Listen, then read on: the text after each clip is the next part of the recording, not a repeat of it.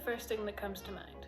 Well, for me, I picture the big red, white, and blue flag, which actually is a big part of nationalism, and specifically American nationalism.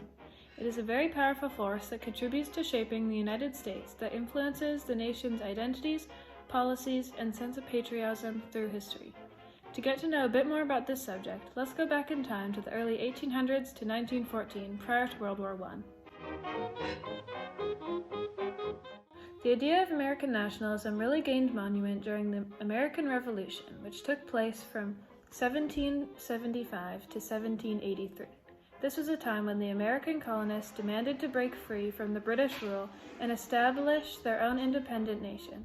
The Declaration of Independence, signed in 1776, played a crucial role in shaping the concept of American nationalism by asserting the rights and values that would define the new nation.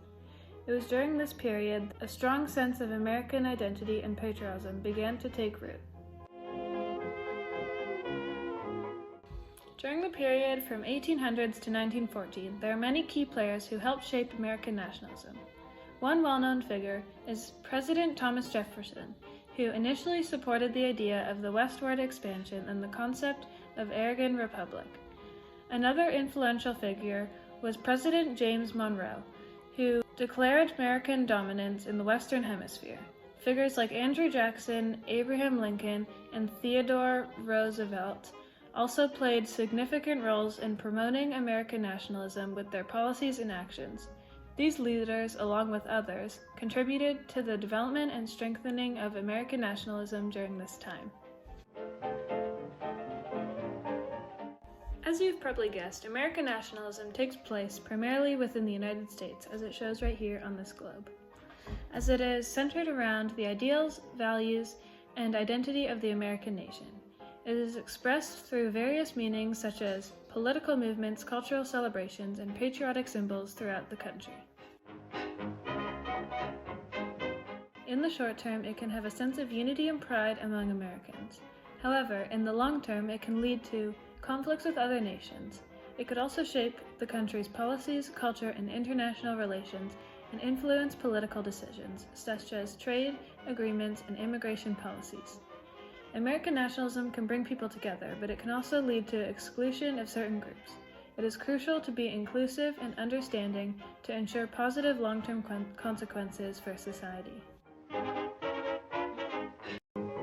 During the 1800s, the United States was growing a lot, and the country was going through a period of rapid industrialization and urbanization, which further contributed to expanding the West, building railroads, and becoming a big industrial country. This was a time when Americans felt proud to be part of a young and successful nation, and gives them a sense of belonging and identity. It's like being part of a big family and being proud of your roots and culture. Nationalism can also be seen in a way to protect and promote interests and values of a particular nation. Some people may feel like their country has a unique history, culture, and traditions that they want to preserve and celebrate. It's like having a strong attachment to your home and wanting to see it thrive. However, it is also important to remember that there can be a fine line between healthy patriotism and harmful nationalism.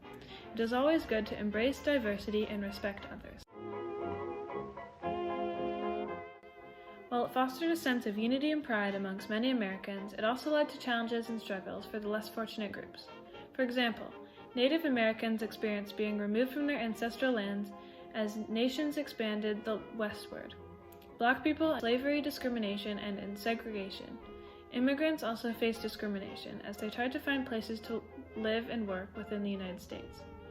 American nationalism was not always beneficial to all groups during this time. After you finish watching, ask yourself, how do you think nationalism resonates with you? Thank you for listening, and I hope you've learned a little bit more about American nationalism and its rich history within its borders.